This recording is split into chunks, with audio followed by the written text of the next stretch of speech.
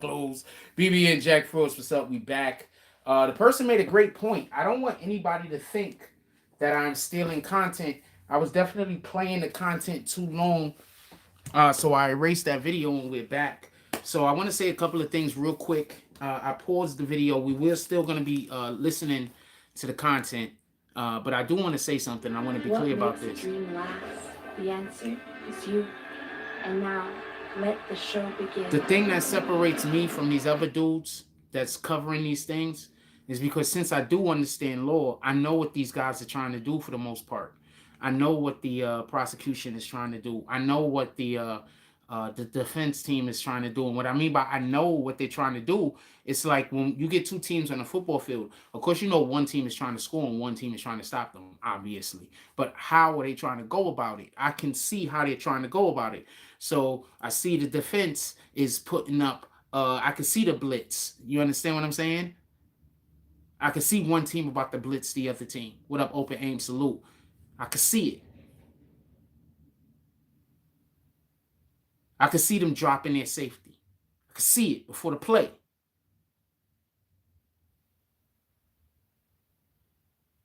You understand? So, yeah, we know one side is trying to get the person convicted, and the other side, I usually do it the other way. One side is trying to get the person convicted, and the other side is trying to get the person exonerated. We understand this. But what I'm saying is I have an understanding of the mechanisms that both sides are trying to use to accomplish their goals. I think I'm pretty good at it. I could be wrong.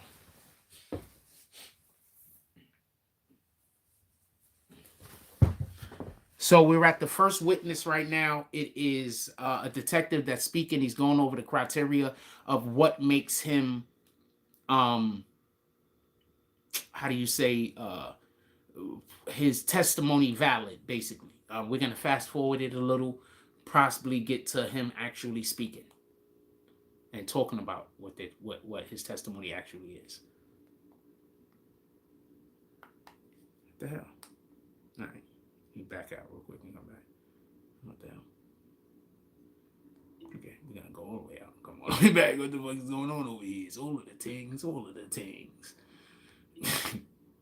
I'm gonna say something that's dope. So I'm the only one that says my catchphrases. So I go places. And it just be, and it's dope. Like, you know what I'm saying? Because my catchphrases, man. Technology. It's not just what you say, it's how you say it. Anxiety and depression have been directly linked to screen addiction and social media. So Gab... Within the act.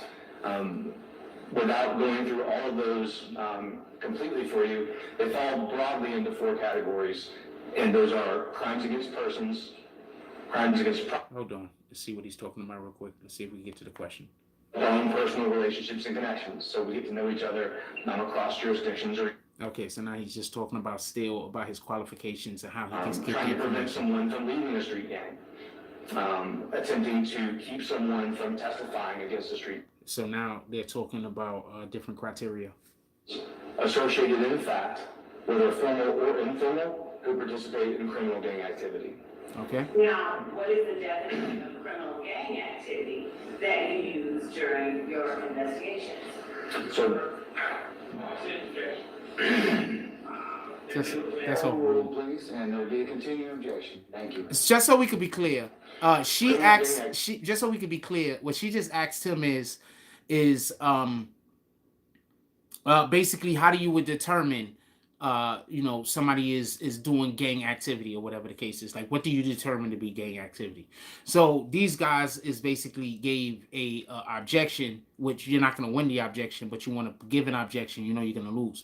So these guys gave the objection because, to be perfectly honest with you, you don't want him to be able to say these are the things that what make us decide that this is criminal gang activity, and then they're gonna then speak about what my client is doing, and my client are doing those things.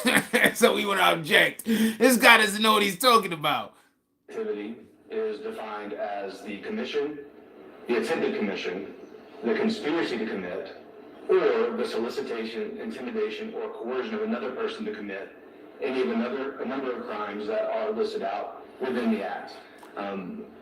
Remember, they have, and I'm not sure if they can still use this, but they had the recording where Sergio Kitchens, Gunna, basically was threatening somebody on the behalf, allegedly, of Young Thug. Just saying. Without going through all of those completely for you, they fall broadly into 4 categories, and those are crimes against persons, crimes against property, firearms, and narcotics.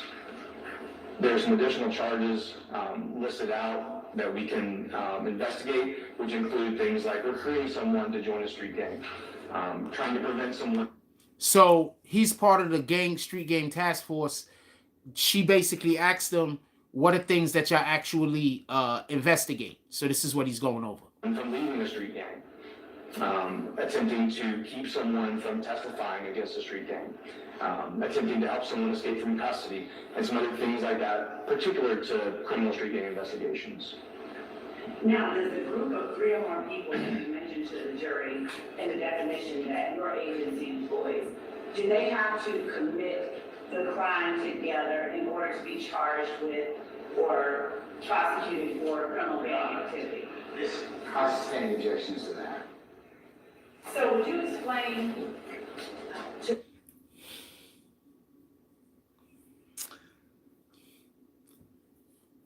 I wasn't in court, so I don't know exactly what she's trying to get around. But they made the judge obviously made a ruling on something. She's trying to get around the ruling. Listen to what her question is again.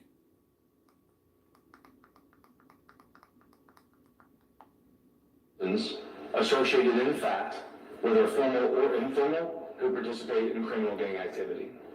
now, what is the definition of criminal gang activity that you use during your investigations? So,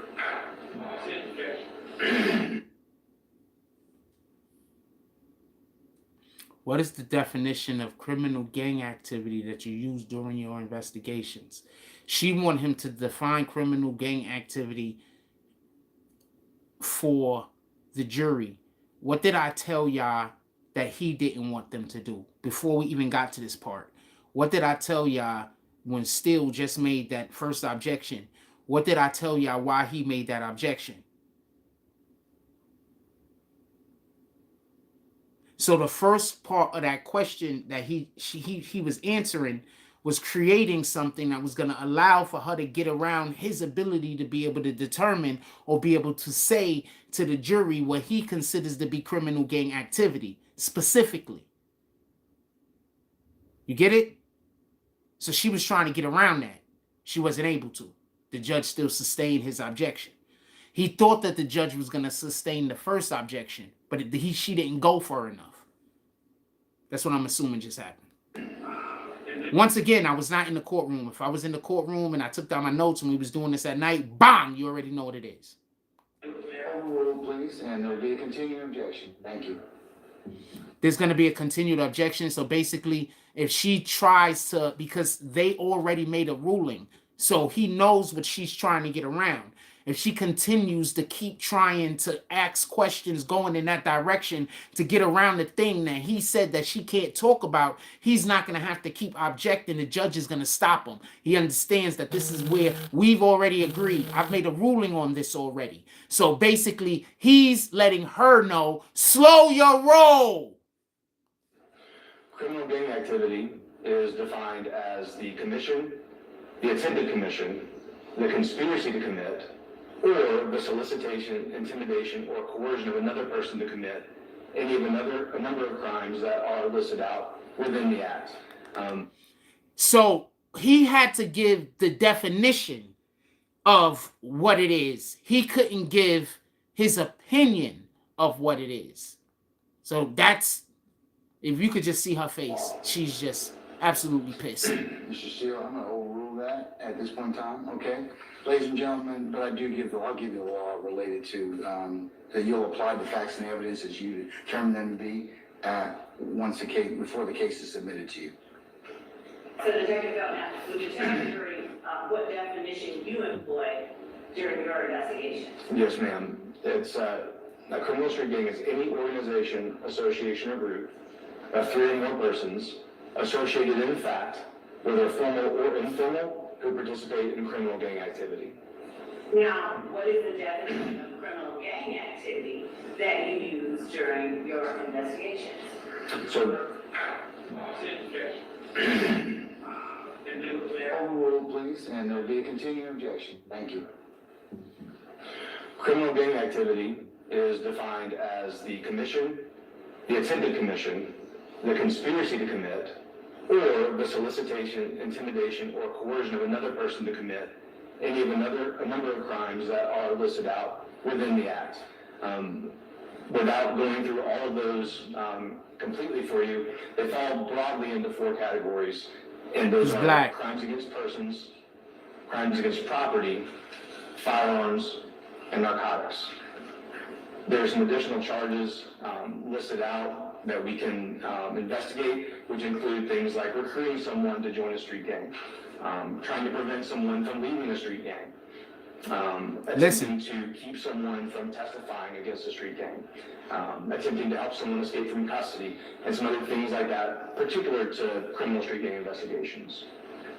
Now, does the group of 3 or more people that you mentioned to the jury in the definition that your agency employs, do they have to commit the crime together in order to be charged with or prosecuted for criminal gang activity? I sustain objections to that. So would you explain to the jury how it is that you make a distinction as a gang investigator between a crime that is committed solely for personal reasons versus a crime that is intended to further the interests of the street gang? I'm an overruled objection, Mr. Steele. You may explain. Can you explain if you can remember the question, sir? I can, would you like me to? It's a big question, Ms. Love. I don't know if we can break that down at all. Why don't you rephrase it? I can rephrase that question. As a gang investigator, do you consider every crime committed by a gang member criminal gang activity? Well, I do not. And in what circumstances would a crime committed by a gang member not be considered gang activity? Just give the jury some examples. That's not beyond the candidate jury. Overruled, Mr. Steele. If we believe a particular crime was committed by a gang member, what we're looking for is to determine whether or not that crime was committed as participation in a particular gang's activities. Certainly, a member of a gang could commit a crime that may have nothing to do with the gang itself. As an example, if a gang member is at home with his wife or girlfriend and they get into an argument, not an argument over the gang, just an argument over... If I was still, I would hit him on this point. This was where my redirect would be. That person could be arrested for domestic violence. I mean, this is where my cross-examining would be. Unless that crime had something to do with the gang. They'd have to redirect, and then I'm going to redirect again. Separate from the gang's activities.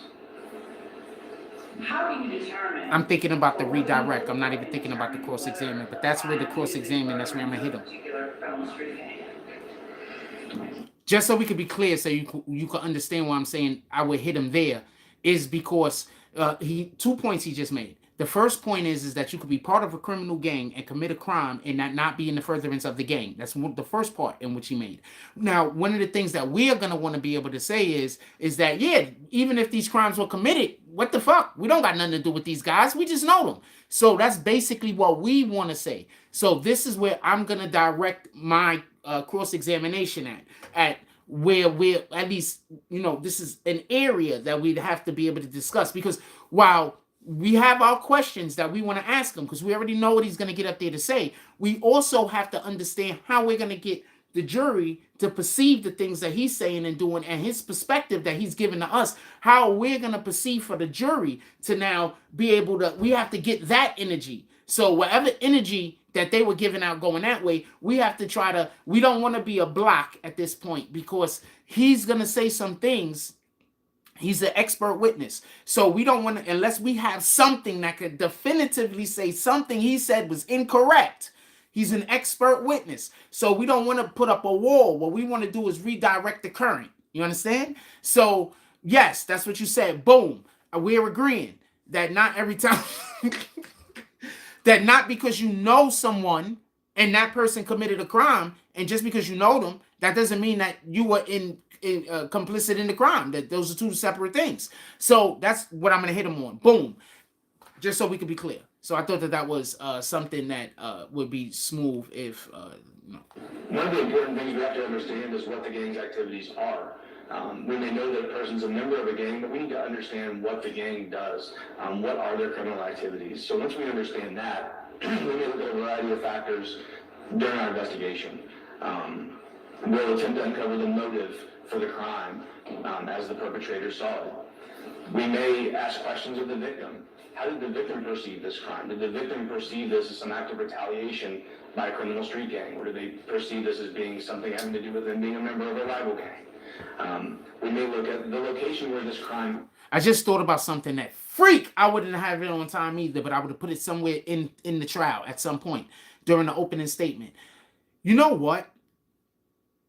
I would have started naming the celebrities like Serena, right?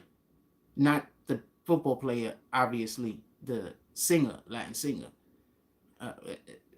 I would be naming the people who were killed by close associates. Just so people can understand, just because somebody is standing next to me, that don't mean that they're standing with me. So I would have had that in the opening statement. I just thought about that right now. So I'm listening. Gangs often will control territory for the purpose of committing crime, and so they will then commit those crimes in their area where they feel. Because remember, in the opening statement, one of the things that Brian still said is that this is a how do you say? He's a street he's a he's a studio gangster. That my client isn't a real gangster, he's a studio gangster. So I'm guessing also they're gonna say being a studio gangster, you know, you have to be in the element to such a degree. So you're having people around you who are actual gangsters also.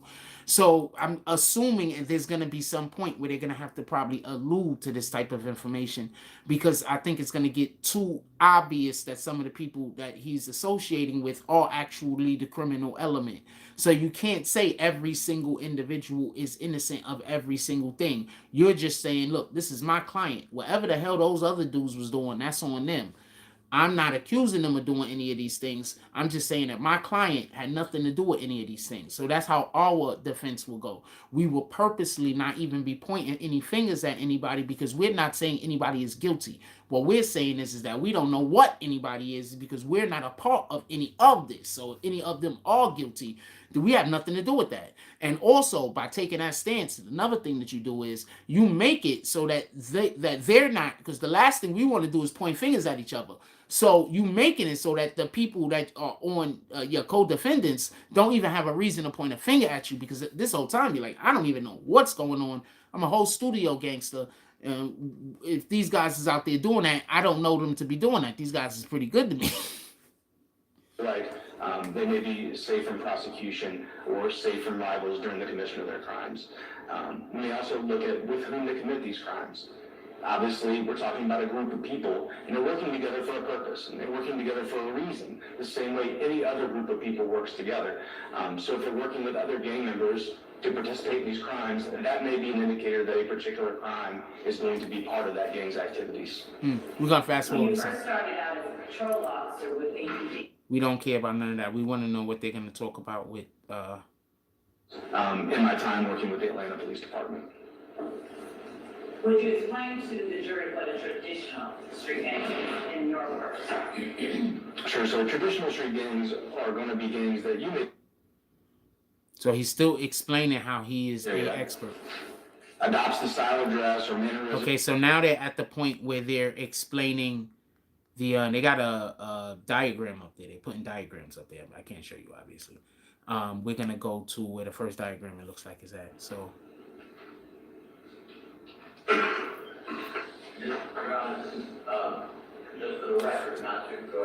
So I see they still have it small. They haven't made it large, so it could be really, but it looks like they have a pyramid, and it looks like... And ask that you utilize the State Exhibit 1 as at the different points, it has different names, I'm suggesting. So they're saying that these are the different powers that be, or different sections or factions of the gang.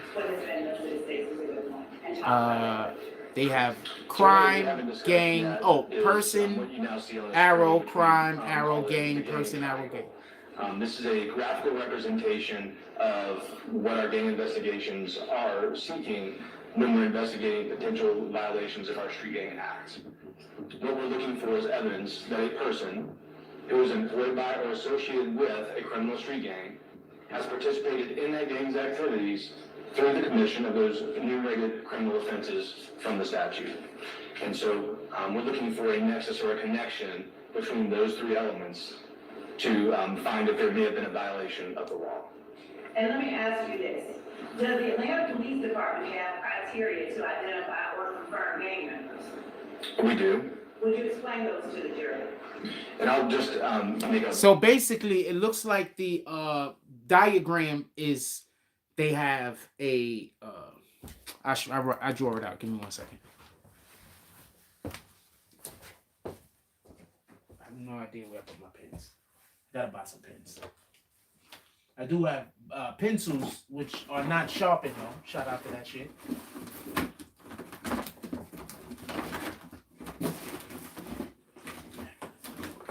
Gotta have a place where I gotta get a little cup or something to just have where I just sit my pens at, because probably was walking and writing and eating and cooking at the same, or cooking stuff. So I'm just gonna explain it, right? So basically, take the pyramid idea out of your brain for a moment, right? You see a line going this way, and it's an arrow, and it's another arrow on each end. It's a double-edged line. It's got arrows on each end. On the top here, it says person. So basically, they want to connect the person to the gang, because they have the gang over here, right? So it's the person, the gang, and then there is the crime. So they need this. What he's saying is they need to be able to connect the person to the crime, the gang to the person to the crime, and connect the person to the gang. I mean, the person to the gang and connect the person to the crime. But they also need to be able to connect the crime to the gang. So, and the gang to the crime. You understand? So they have to be able to connect the person to the crime, the person to the gang, and the gang to the person. And they have to be able to connect the person to the crime and the crime to the person. And they have to be able to connect the crime to the gang and the gang to the person. So that's how they say, and they ascertain whether this crime that was committed in the commission of gang activity. That's what they're saying. Just so we can be clear. So that's what the diagram reads. In order to gain or be initiated into the gang. The second way is to be blessed into the gang. That may be someone who has some sort of family or relationship tie to people in the gang. Talk about how you could get in the gang. I'll rewind it a couple of seconds so we can hear. Overruled, sir. No speaking objection. No speaking objection. It's not done. Overruled, Mr. Steele, and do not speak your objection again.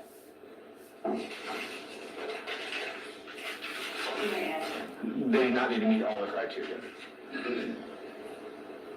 They talked about this. He is staring Steele down, fam, the judge. They talked about this. I thought he was mad at Shorty. He was mad at Steele.